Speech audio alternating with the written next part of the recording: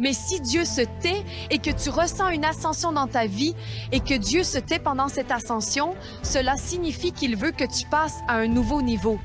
C'est pourquoi Dieu se tait et c'est magnifique.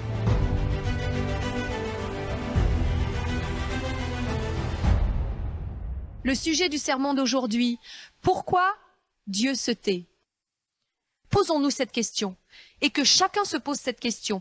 Y a-t-il des moments dans la vie où il vous semble que Dieu se tait? Je veux voir les mains si cela vous est arrivé dans la vie. Cela arrive-t-il quand il vous semble que Dieu se tait? Il arrive que l'on ait l'impression que Dieu ne parle pas et qu'il ne réponde pas à une certaine situation. Parler, ce n'est pas seulement une parole de révélation, c'est aussi une réponse à une situation. Il y a eu des moments où Dieu communiquait abondamment avec vous. Il répondait à tout clairement, tout ce que vous voulez vous est donné immédiatement. Vous recevez des réponses, vous recevez des révélations, vous recevez des guérisons. Cela est arrivé aussi. La Bible dit que Dieu ne change pas. Il est le même hier, aujourd'hui et à jamais. Alors pourquoi le Dieu qui communiquait si bien, si fortement et si personnellement avec vous, cesse-t-il de parler à un moment donné de la vie? Pourquoi? Pourquoi Dieu se tait-il?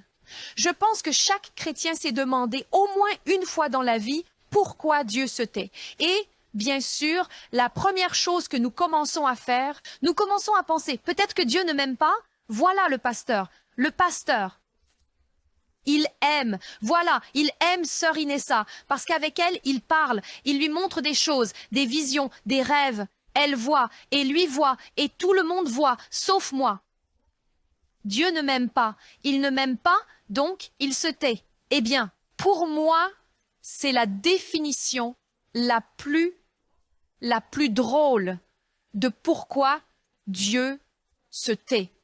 Je sais qu'il y a des gens qui pensent que Dieu a certains privilégiés à qui il parle, à qui il répond. Et il y en a d'autres. Il y a une caste si basse avec laquelle Dieu ne parle pas. C'est pourquoi Dieu ne leur parle pas. Mais il y a vraiment des gens qui pensent que Dieu ne les aime pas, ou pire, les aimait mais ne les aime plus.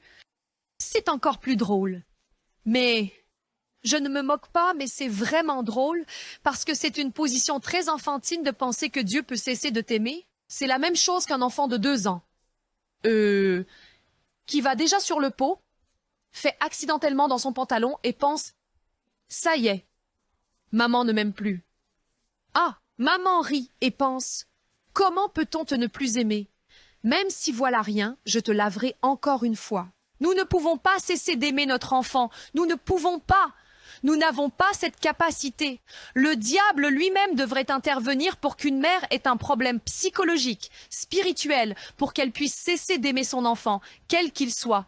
Il pourrait devenir toxicomane et elle s'inquiétera pour lui et priera. Elle ne dira pas « va mourir ». Puisque tu agis ainsi avec moi, peut-être qu'elle dira de colère, mais elle ne pensera pas ainsi et ne pensera pas. De colère, si elle n'a pas de connaissance spirituelle, elle pourrait dire quelque chose peut-être. Si encore une fois je dis, si le diable ne s'immisce pas dans ce processus, une mère n'arrêtera pas d'aimer son enfant. Nous pouvons faire de telles choses. On a l'impression d'être directement dans cette saleté. Nous avons critiqué quelqu'un, parlé mal. Dieu nous en garde. Peut-être même fait du mal. Que Dieu nous préserve de quelque chose de pire, où nous étions simplement assis. Parmi les gens qui critiquent les autres, parlent mal. Et nous leur, oui, tu dis la vérité, oui. Nous étions assis parmi des gens qui fument, et nous sentons pareil, vous comprenez? Si tu es assis à côté d'une personne qui fume et qu'elle souffle la fumée sur toi, tu vas sentir, que tu le veuilles ou non. Et peu importe. Il est bon. Tu es bonne. Peu importe. Tu vas sentir, parce que tu étais assise à côté quand il fumait. La même chose pour les gens qui... Ils disent que c'est mauvais. Les gens autour de toi, ils disent des méchancetés sur les gens, même sur la vie. Négatif, négatif, négatif, que se passe-t-il? Quand tu écoutes cela, tu es dans la saleté. Et il te semble que oui, vraiment, Dieu. C'est pourquoi il ne t'aime pas. Mais ce n'est pas vrai. Mais oui, vraiment, Dieu peut se taire. Mais même le silence de Dieu dit quelque chose. Le silence de Dieu parle plus fort que les mots de Dieu. Le silence de Dieu parle plus fort que les mots de Dieu. Dieu, parce que quand Dieu se tait, c'est le moment où nous devons chercher son visage encore plus. C'est le moment où nous ne devons pas nous détendre, au contraire, mais nous devons chercher son visage. Voilà ce qu'il est important de comprendre. Si Dieu se tait, cela ne signifie pas qu'il ne t'aime pas. Cela peut aussi être un processus éducatif. Oui, et Dieu se tait vraiment, mais cela dit quelque chose. En fait, Dieu ne se tait jamais. Vous savez pourquoi? Parce que Dieu nous a donné la parole, son souffle. Et si Dieu se tait, cela signifie que tu ne l'entends pas. Et si Dieu se tait, cela signifie que tu n'ouvres pas sa parole. Si Dieu se tait, cela signifie que tu n'as pas prié suffisamment quand il s'agit de quelque révélation ou d'une parole de Dieu. Mais on peut appeler silence de Dieu le fait que tu ne reçois pas de réponse. Parfois, Dieu se tait parce que ce n'est pas le moment de te donner ce que tu demandes. Parfois, Dieu se tait parce qu'il te le dira plus tard, quand tu seras en mesure de l'entendre.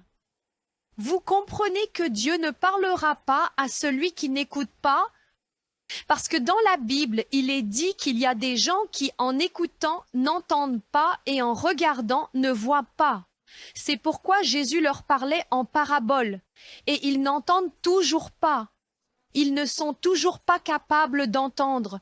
Je ne vais pas me disperser.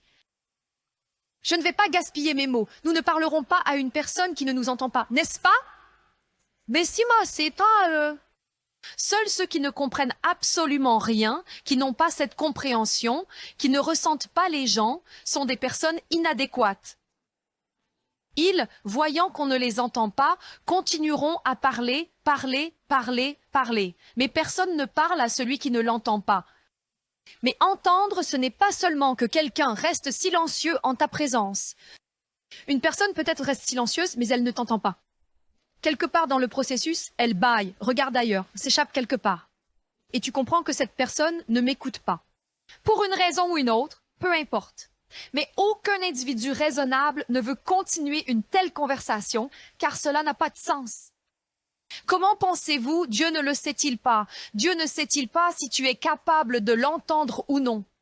Et si tu n'es pas capable de l'entendre, si ta vie est chaotique, si dans ta vie il y a une sorte de panique, s'il y a tant de voix que Dieu ne peut pas surpasser ces voix, penses-tu qu'il te parlera?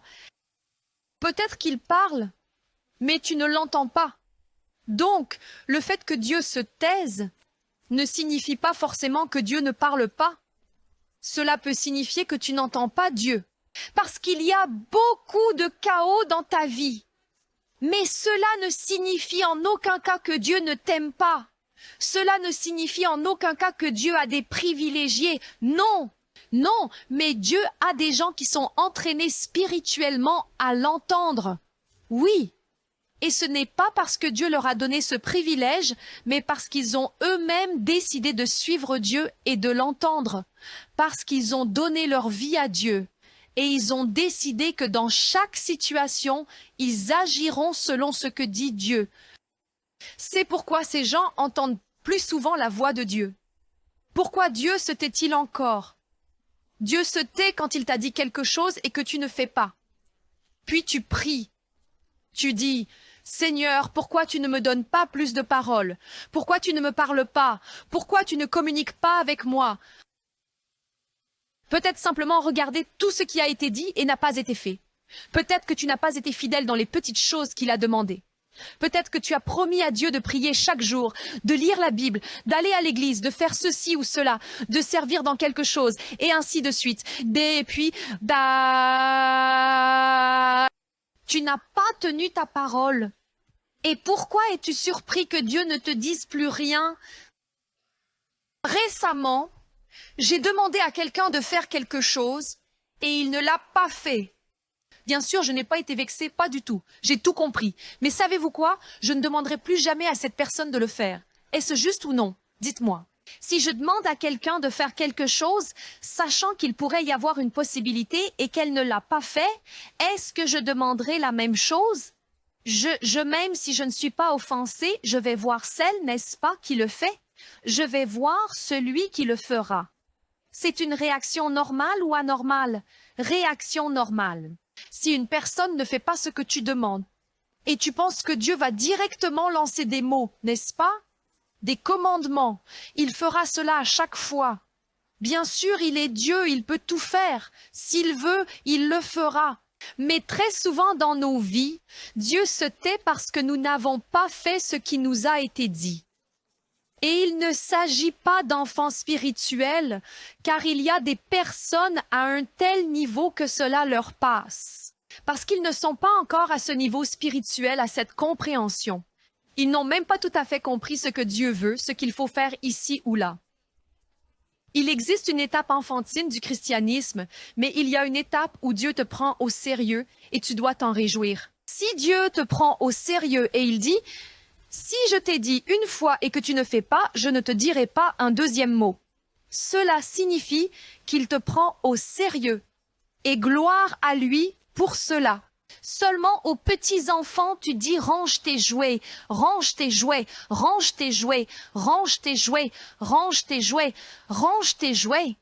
Seule la mère avec de petits-enfants, n'est-ce pas? Mais quand il s'agit de relations entre adultes à ton niveau, tu ne feras pas cela. Beaucoup se vexeront même. J'ai dit « il n'a pas fait », j'ai dit « elle n'a pas fait ». Et parfois, nous ne disons même pas et nous attendons qu'il le fasse correctement. Parce que nous avons des attentes envers cette personne, qu'elle est mûre, qu'elle est adulte, elle doit comprendre. Il y a des choses que Dieu ne devrait pas te dire pour que tu saches, il faut les faire. Il y a des choses qu'il t'a dites et que tu n'as pas faites. Et si tu es un chrétien mature, l'étape suivante devrait être le silence instructif. Et c'est très bien. Et c'est une étape où nous devons chercher la face de Dieu, nous mettre à genoux. 1 jour, 2 jours, 3 jours, 5 jours, 10 jours, et jeûner et prier. Combien jeûner, combien prier? Autant que nécessaire, autant que Dieu ne te parle et te dise. Pourquoi? Bien qu'il se taise. C'est une étape magnifique quand Dieu peut capter notre attention. Parce que parfois nous nous habituons tellement à la présence de Dieu que nous traitons la présence de Dieu de cette façon. Eh bien, oui, Dieu était chez moi, en visite. Quoi, Dieu? Eh bien, oui, nous avons de telles relations. Il est toujours chez moi en invité. Vous comprenez, n'est-ce pas? Tu t'es habitué. Et j'ai eu ça aussi, bien que pas aussi effronté, bien sûr. Mais quand tu t'habitues à chaque fois que tu lèves les mains, tu es presque submergé par la présence de Dieu. Et ensuite vient l'étape où c'est comme si Dieu se tait. Le silence, cela peut être l'absence de sa présence, l'absence d'une certaine révélation, l'absence de certains signes, absence de certains miracles, absence de certaines réponses. Et peut-être que Dieu parle dans certains domaines, mais dans d'autres, c'est comme s'il se tait. Mais comment est-ce possible? Pourquoi parle-t-il partout? Mais ici, il se tait. Je ne peux pas comprendre cela. Le même Dieu, il n'a pas oublié comment parler, et il m'aime toujours. Mais dans un certain domaine, il se tait. Très souvent, c'est parce que ce n'est pas le bon moment. Très souvent, c'est parce que, précisément dans ce domaine, il y a peut-être des blocages.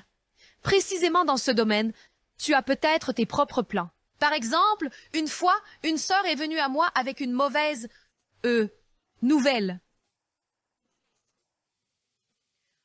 Quelque chose n'a pas fonctionné pour elle, et c'est seulement après que cela n'a pas fonctionné qu'elle est venue me voir.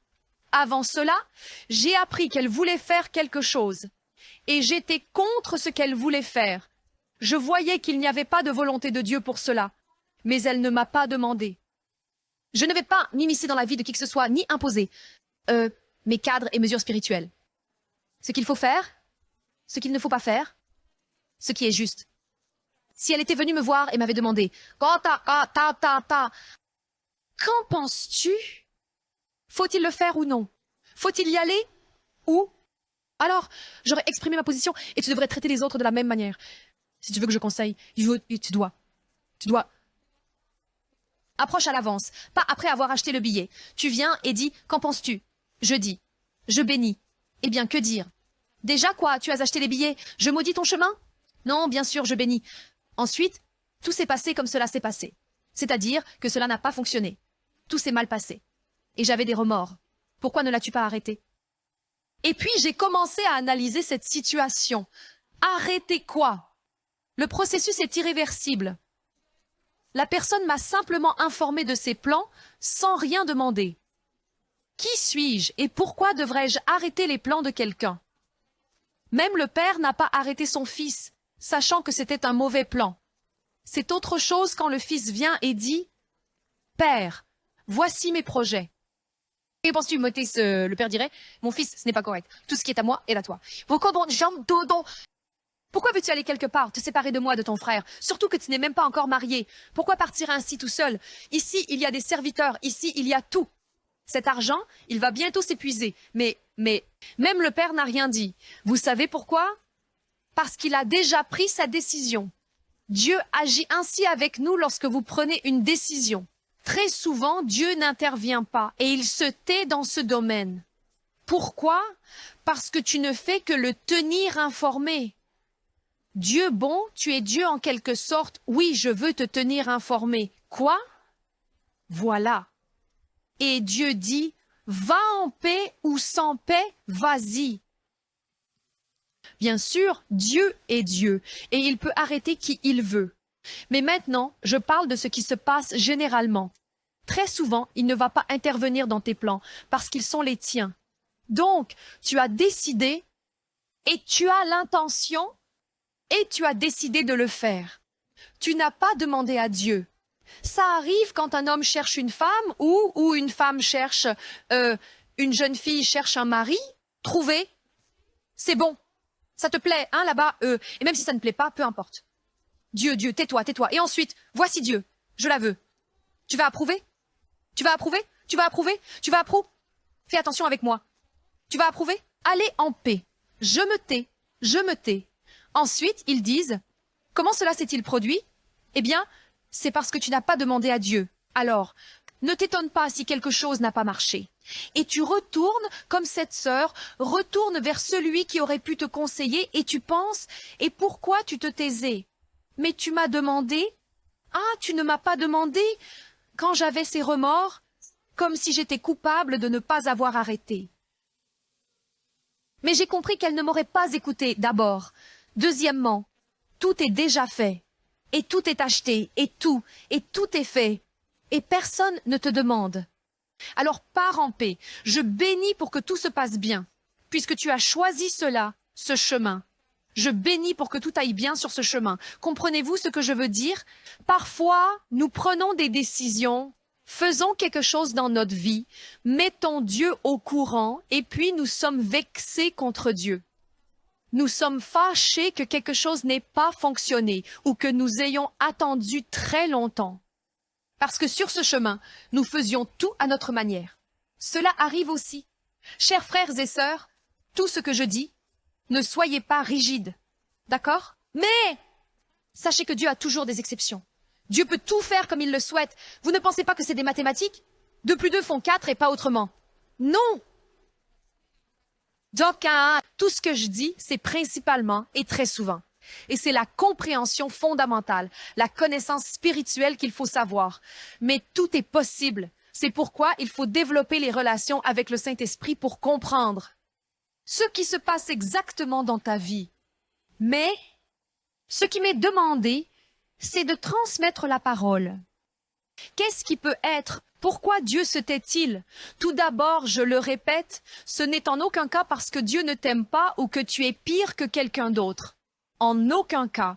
Mais cela peut être parce que tu ne l'entends pas toi-même, parce qu'il y a beaucoup de chaos et de nombreuses voix dans ton cœur, parce que tu n'as pas appris à reconnaître la voix de ton pasteur, c'est-à-dire Seigneur Jésus-Christ.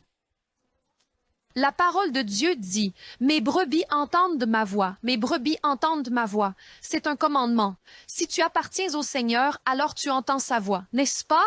Peut-être que tu appartiens au Seigneur, mais tu t'es tellement habitué à sa voix et il n'y a plus de révérence. Et tu le prends déjà comme une habitude quotidienne. Et Dieu se tait parce qu'il te fait passer à un nouveau niveau de relation. Il ne veut pas que tu t'habitues.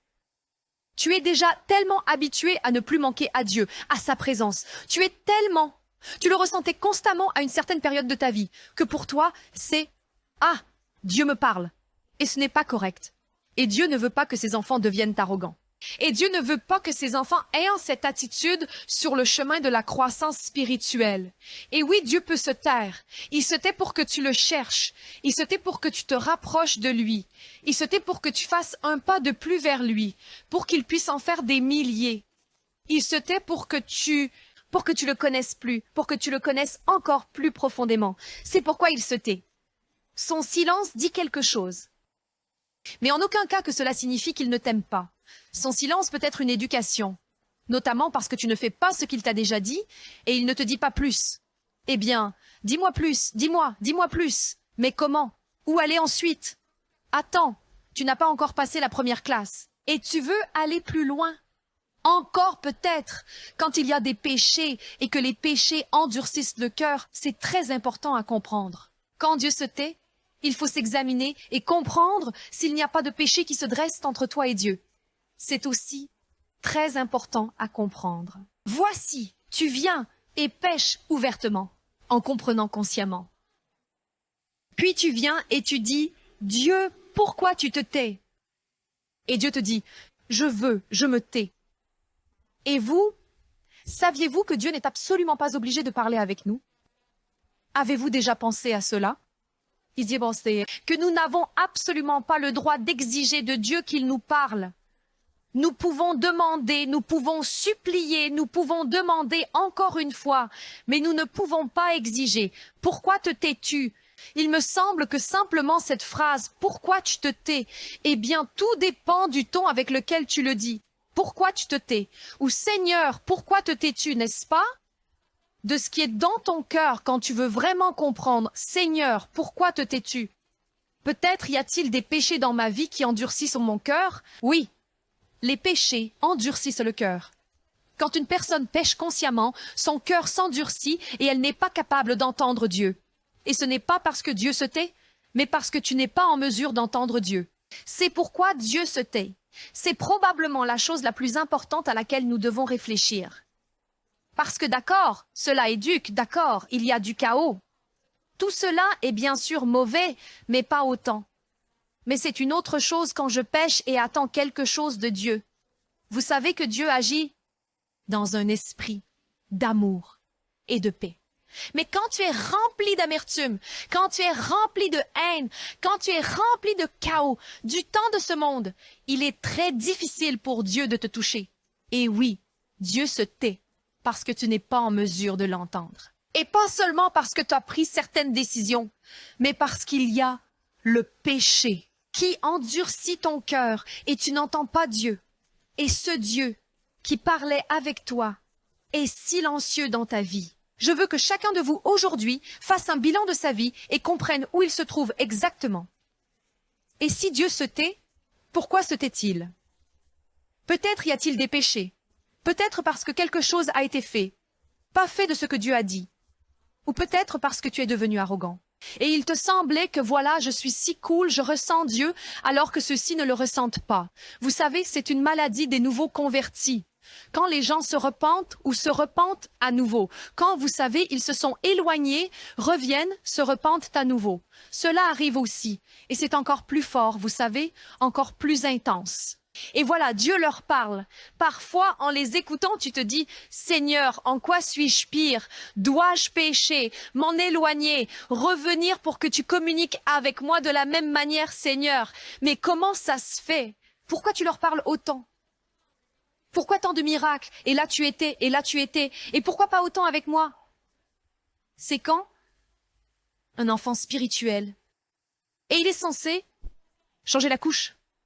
Courir à chaque cri, comme une maman. L'enfant. Ah! Dans son sommeil, elle. Où? Maman. Qu'est-ce que tu veux? Et tout de suite, elle donne la tétine, le biberon et tout ce que tu veux, que tu ne veux pas. On te donne ça, on te prend dans les bras, il y a un tel abonnement. Pour les nouveaux convertis, le package comprend Dieu au premier cri, tout inclus. Oui, comme ces paquebots de croisière, tout inclus. Tout y est, cela inclut. Au premier appel, Dieu, je suis là. Eh bien, parce que c'est un bébé, vous comprenez? Et puis vient le moment. Cela vous semble aussi parfois que Dieu est silencieux, mais il ne se tait pas. Il parle autrement. Maintenant, il dit, « Mon fils, tu as environ 2-3 ans. C'est tout. La couche est finie et le biberon depuis longtemps. Allez, laisse ce biberon. Non, je veux le biberon, je veux ma tétine. Je veux. C'est difficile. Puis-je sucer mon pouce? Non. » Il tape sur les mains. Comprenez-vous de quoi je parle? Et il y a des étapes spirituelles où Dieu enlève la tétine, enlève le biberon. D'ailleurs, ce n'est pas non plus le silence. Quand Dieu retire quelque chose, ce n'est pas du tout le silence. C'est une conversation forte. C'est une conversation forte sur le fait que tu dois aller plus loin. Tu dois aller de l'avant. Et si Dieu se tait, et si la raison n'est pas que il y a du péché dans ta vie, et la raison n'est pas qu'il y a trop de chaos, tu ne l'entends pas. Et la raison n'est pas que tu as tes propres plans. Tu ne veux pas l'entendre. Mais si Dieu se tait, et tu as une sorte de progrès dans ta vie, et Dieu à un certain point de progrès se tait, cela signifie qu'il veut que tu passes à un nouveau niveau. C'est pourquoi Dieu se tait et c'est merveilleux. Dieu ne se tait jamais. Son silence dit quelque chose. Et même quand il te semble qu'il se tait, sa parole, à toi, sa parole. Lis sa parole, prie, et il faut chercher sa présence. Cherche sa présence. Quand Dieu se tait, c'est une belle opportunité de changement. Si Dieu ne se taisait pas, vous ne pouvez pas imaginer ce dont nous serions capables. Si, comme dans l'enfance, Dieu venait à nous chaque fois, à chaque fois. Il venait, c'est-à-dire, pas qu'il ne vienne pas, mais tu ne ressentiras pas toujours ce que tu ressentais. Parce que Dieu ne veut pas que nous soyons guidés par nos sentiments. Dieu ne veut pas que nous soyons guidés par la vision. Je vois, Dieu est venu. Guérison, Dieu est venu.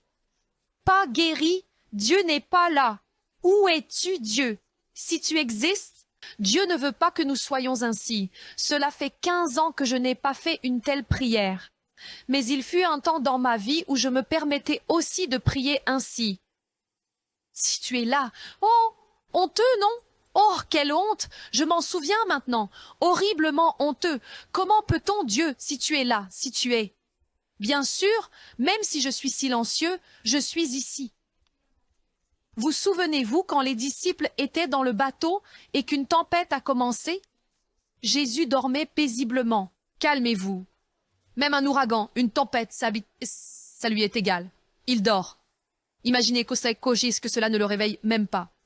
Ce n'était pas 1 minute, 2, 3. Cela a duré longtemps. Et ils ont commencé à le réveiller. Quoi? Ça t'est complètement égal que je meure? Parfois dans notre vie, Dieu semble silencieux. Et nous allons vers lui. Et nous disons, ça t'est égal que nous mourions, que je meure, que je veux et n'ai pas. Ça t'est vraiment égal? Et Jésus se lève et au lieu de dire, « Oh, pardonnez-moi, je dormais si profondément, je n'ai rien entendu. Oh, excusez-moi. » Il les gronde encore. C'est très injuste, n'est-ce pas? Imagine, tu te sens mal. Tu as mal, tu es en train de mourir. Tu vas prier, tu te mets à genoux et tu dis, « Seigneur, ça t'est égal que je meure. » Et au lieu que Dieu dise, « Oh, le pauvre, la pauvre, la pauvre », bien sûr que non. Il te gronde encore et dit, « Pourquoi as-tu si peu de foi? Pourquoi ?» C'est un niveau. Cela signifie que Dieu a des attentes de toi. Cela signifie que Dieu pense que tu es capable de le faire toi-même. Que signifie toi-même? Par soi-même, cela ne signifie pas sans Dieu, avec l'aide de Dieu, mais pas Dieu à ta place. Ce n'est pas la même chose. Quand Dieu agit à ta place et quand tu agis avec foi, avec l'aide de Dieu, ce n'est pas la même chose. C'est toi qui t'assieds et attends que Dieu fasse tout à ta place. C'est un peu comme si un enfant avait changé sa couche et était parti de lui-même. Compris? Il y a une différence. Il y a une énorme différence. Et Dieu veut t'élever à un nouveau niveau. Il y a des moments dans la vie où Dieu se tait. Et sachez que c'est un moment merveilleux. Parce que après cela, il y aura une discussion animée, car au bout de ce tunnel, il y a toujours de la lumière si tu n'abandonnes pas. Parce que si tu dis, tu te tais, eh bien tais-toi, et moi, je suis parti. Très bien, je suis parti. Tu gardes le silence depuis longtemps. Je ne vais plus à l'église. Qui sont les guerriers de Dieu? Qui? Ceux qui, malgré le fait qu'à un moment de leur vie, Dieu se taisait, continuaient d'avancer. Mais, pour que cela ne devienne pas de la religiosité, il faut chercher Dieu dans ce processus. Voici ce que Dieu veut. Et si nous cessons d'espérer que nos relations avec Dieu se rétabliront, si nous cessons d'espérer voir la gloire de Dieu, que nous verrons la puissance de Dieu non seulement dans notre vie, mais aussi à travers notre vie. Si nous cessons d'espérer et que nous allons à l'église par tradition, prions, lisons, alors nous nous transformerons en croyants religieux. Pour ne pas se transformer en croyants religieux, pour ne pas rester bloqués au niveau où nous avons rencontré Dieu, nous devons aller plus loin. Aller plus loin, non pas dans les miracles, les signes, dans le fait que Dieu nous parle, mais dans la recherche de Dieu. Vous vous souvenez de l'histoire avec Saül? Saül cherchait le visage de Dieu, mais Dieu ne lui parlait plus depuis longtemps.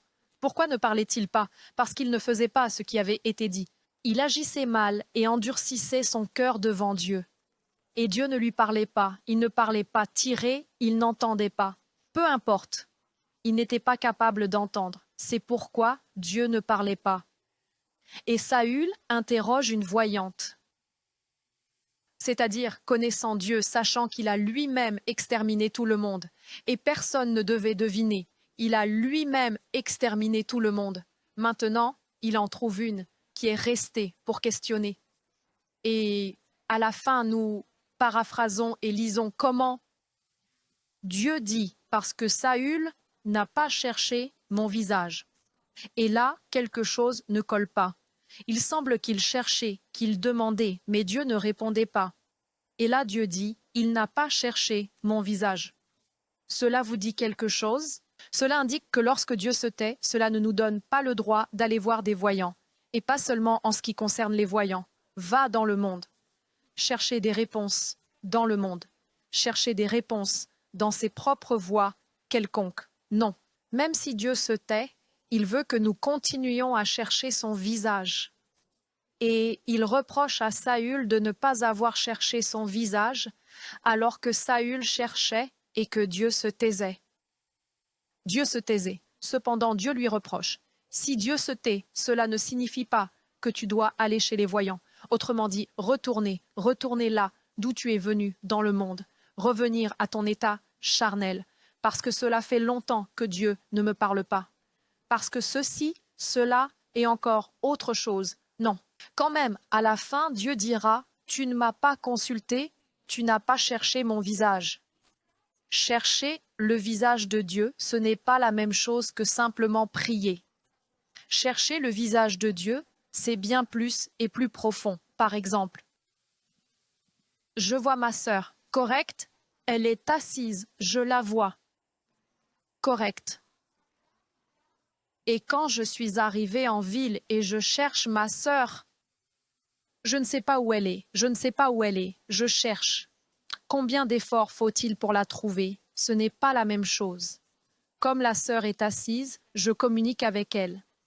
Mais chercher la face de Dieu, c'est exactement un commandement de Dieu. Quand je me tais, cherche-moi. Cherche-moi, cherche en toi. Pourquoi est-ce que je me tais? Cherche en toi. Pourquoi ne m'entends-tu pas? Vérifie si tu es toujours mon agneau. Es-tu capable de m'entendre?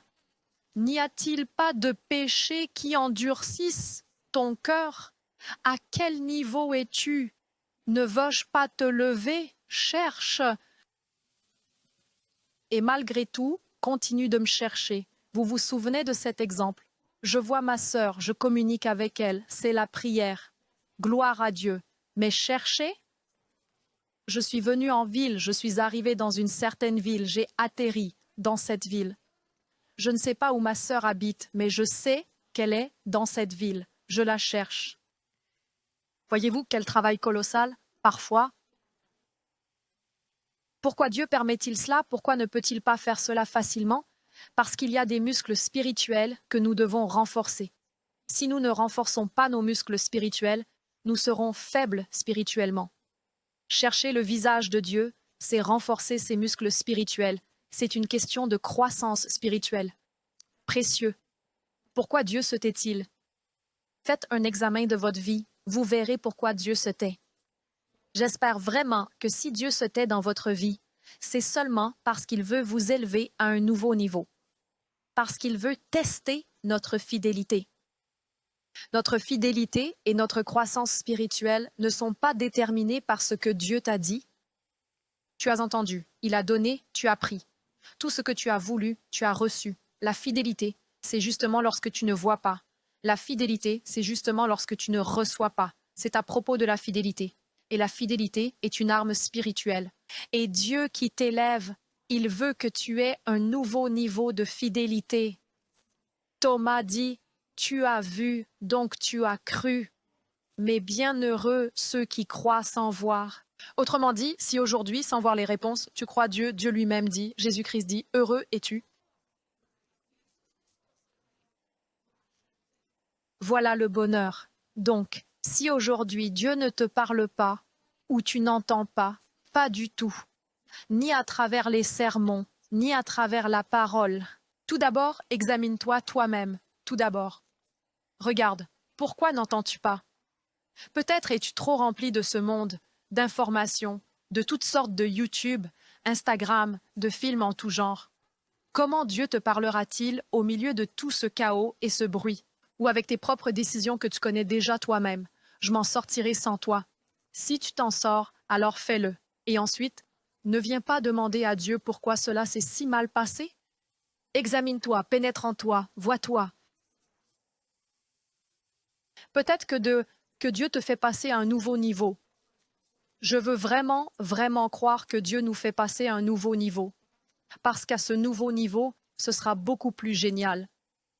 Ce sera plus merveilleux. À un nouveau niveau, tu comprendras mieux Dieu et tu l'entendras mieux et tu verras plus si tu continues à chercher son visage. C'est très important. Amen.